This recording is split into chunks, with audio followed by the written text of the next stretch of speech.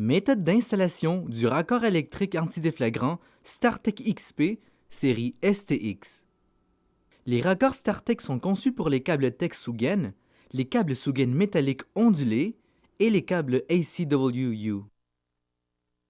L'installation d'un raccord STX équivaut à l'installation combinée d'un EYS et d'un raccord ST ordinaire, tout en prenant de 2 à 3 fois moins d'espace.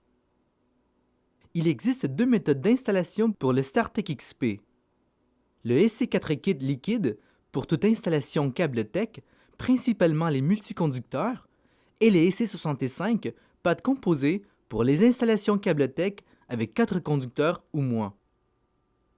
Tout d'abord, on commence avec la méthode utilisant le scellant liquide SC4 kit recommandé pour toutes les installations antidéflagrantes avec câble TEC et exigé pour câble TEC avec plus de 4 conducteurs.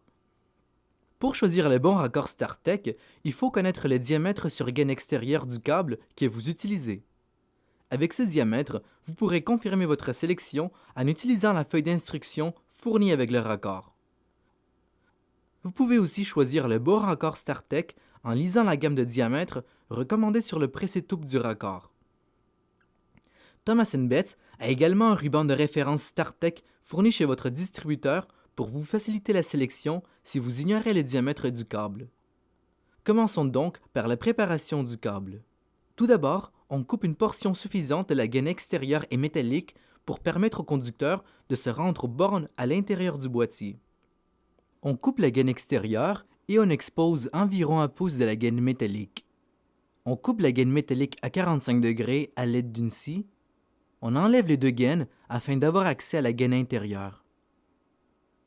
Ensuite, on expose la gaine métallique sur une distance qu'on calcule avec la feuille d'instruction comprise avec l'ensemble du raccord ou avec le ruban de référence StarTech.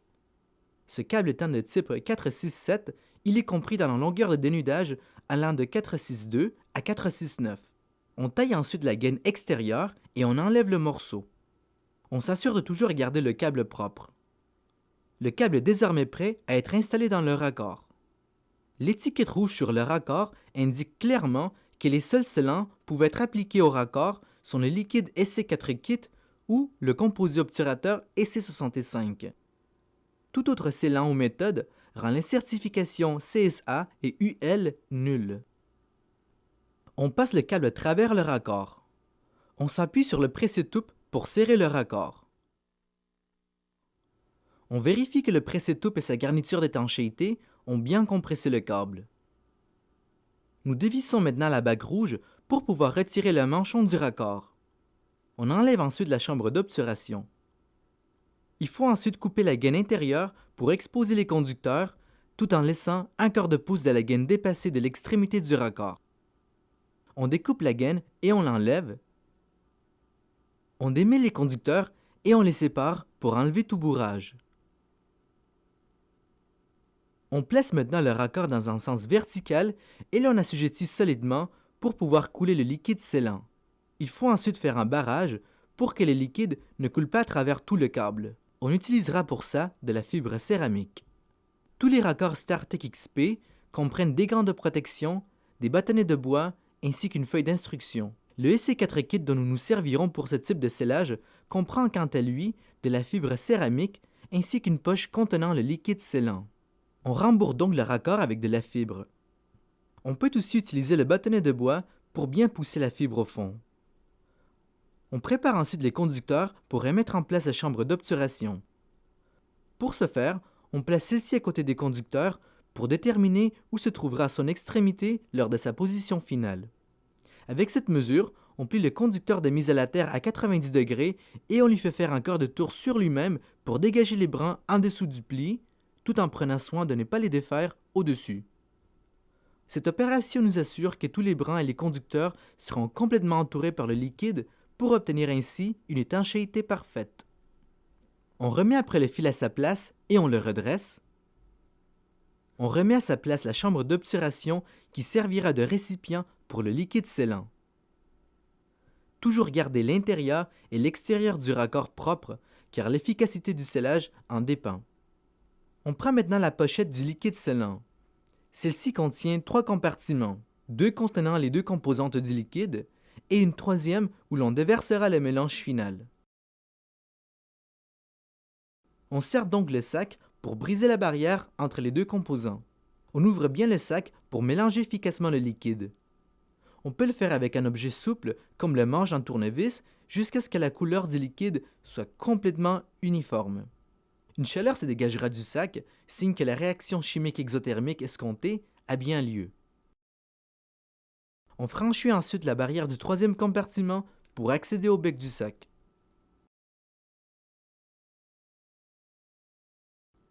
Nous sommes maintenant prêts à couler le liquide. On verse le liquide dans le raccord partout autour des conducteurs. On sépare ceci pour s'assurer qu'il y ait une bonne infiltration. Le temps de travail de ce liquide est de 4 à 5 minutes maximum. Au-delà, le liquide devient trop épais pour être déversé. On remplit le raccord au maximum tout en s'assurant qu'il n'y ait pas de liquide à l'extérieur de la chambre d'obturation. Si cela arrivait, il faudrait l'essuyer immédiatement, car une fois le liquide durci, cela s'avérerait quasi impossible. On s'assure également que les conducteurs ne dépassent pas le sens vertical du raccord pour qu'ils puissent passer à travers le manchon ultérieurement. On s'assure donc qu'ils soient bien alignés.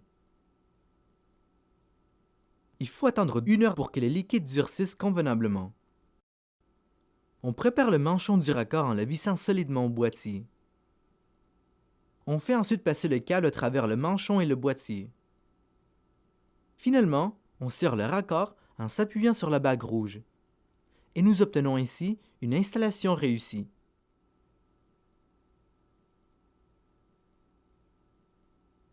Méthode d'installation utilisant la pâte composée EC65. Voici un câble de puissance comportant 3 fils conducteurs et un fil de mise à la terre et qui est approprié à l'utilisation du composé obturateur EC65 car son nombre de conducteurs ne dépasse pas 4. Le choix du raccord s'est fait encore en fonction du diamètre du câble. Et tout comme montré précédemment, on se sert des informations sur le pré-setup, de la feuille d'instruction fournie avec le raccord ou du ruban de référence. La préparation du câble se fait également comme dans l'installation utilisant le SC4 kit. On attache ensuite les fils pour pouvoir passer le câble à travers le raccord. On serre le raccord en s'appuyant sur le pré-setup. On vérifie que la garniture d'étanchéité est bien engagée sur le câble. On dévisse la bague rouge pour pouvoir enlever le manchon et on dévisse ensuite la chambre d'obturation qu'on enlève. On raccourcit la gaine intérieure pour qu'elle ne dépasse que d'un quart de pouce du raccord, la distance d'environ 1 doigt. On écarte les conducteurs pour dégager le fil de mise à la terre. À l'endroit où se trouvera l'extrémité de la chambre d'obturation, on plie le fil à 90 degrés et on lui fait faire un quart de tour sur lui-même pour bien défaire les brins en dessous du pli. On s'assure donc qu'il y ait une ouverture en dessous de ce pli et on redresse le fil. On enfile maintenant les gants pour procéder à la manipulation de la pâte EC65. On se ressaisit de son contenant et on remarque qu'elle est hétérogène. Il s'agira de la pétrir pour la rendre homogène et uniforme. On se sert de la chambre d'obturation pour calculer la quantité de pâte nécessaire. On coupe la pâte. Le reste peut être gardé pour une utilisation ultérieure.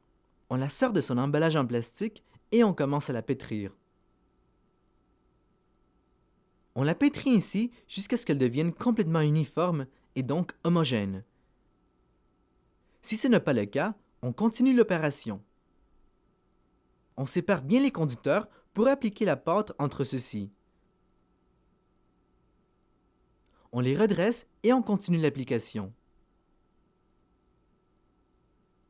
On fait attention de garder les filets propres.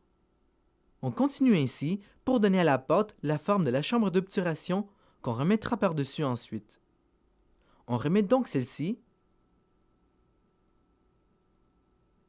et on s'assure qu'elle soit bien enclenchée sur le raccord. On continue l'application de la pâte pour bien remplir la chambre d'obturation et on nettoie méticuleusement le raccord à la fin de l'opération. 1 heure d'attente est nécessaire pour que la pâte durcisse convenablement. On prépare ensuite le manchon du raccord en le vissant solidement au boîtier. on passe le câble à travers celui-ci et on ajuste le raccord en serrant sur la bague rouge. Et nous obtenons ainsi une installation réussie.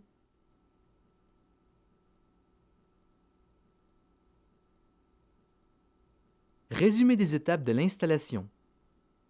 Il faut d'abord préparer le câble, installer le raccord StarTech XP sur le câble, resserrer l'écrou du pré-setup, remplir le raccord de composé obturateur, pâte ou liquide, attendre le temps nécessaire pour que le composé durcisse, installer le manchon sur le boîtier et insérer le câble et resserrer l'écrou d'accouplement rouge. Introduction du raccord StarTech Extreme XP série STEX. Le raccord STEX s'adapte à plusieurs gammes de câbles grâce à sa butée d'armure amovible. Il peut également remplacer jusqu'à 3 raccords série STX. Cela est possible grâce à cette butée amovible qui peut être enlevée pour permettre à des câbles au diamètre plus gros de passer à travers le raccord. Cependant, lorsque la butée nécessaire à l'installation et que le câble est en place et que le pré-setup est serré, la butée d'armure doit être enlevée pour permettre l'application du liquide SC4 Kit ou de la pâte composée SC65.